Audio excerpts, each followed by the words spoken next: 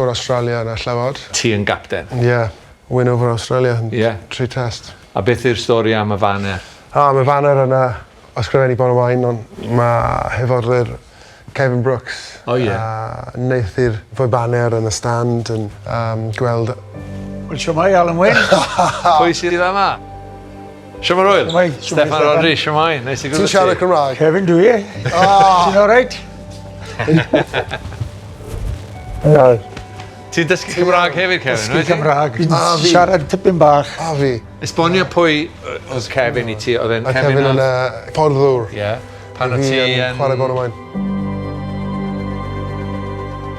Ti'n dysgu Cymraeg ers pryd? Yes, grandchildren fy wynnes mynd i'r ysgol Cymraeg, so fi'n dechrau siarad Cymraeg. Da iawn.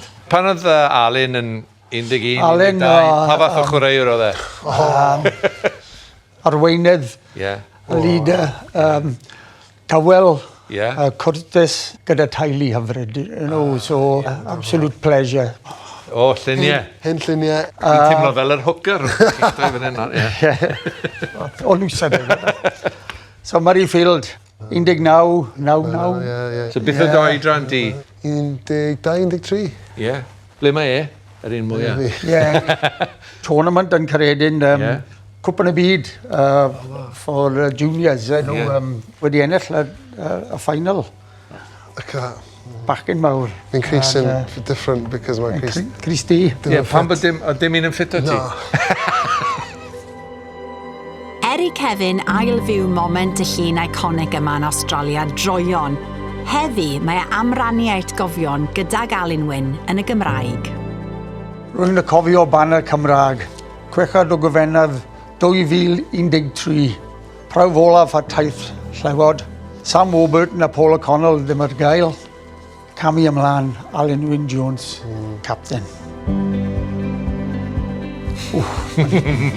A fi hefyd. Mae'n gwysbod. Wedi ennill 41, 16. Alun Wyn Jones wedi gweld fi yn y stand i gofyn am yr banner Cymraeg a bon y maen. Smells better. Taflodd yr banner i Alun Wyn Jones a'r cerddorf allan mewn i goladau Stadium Sydney.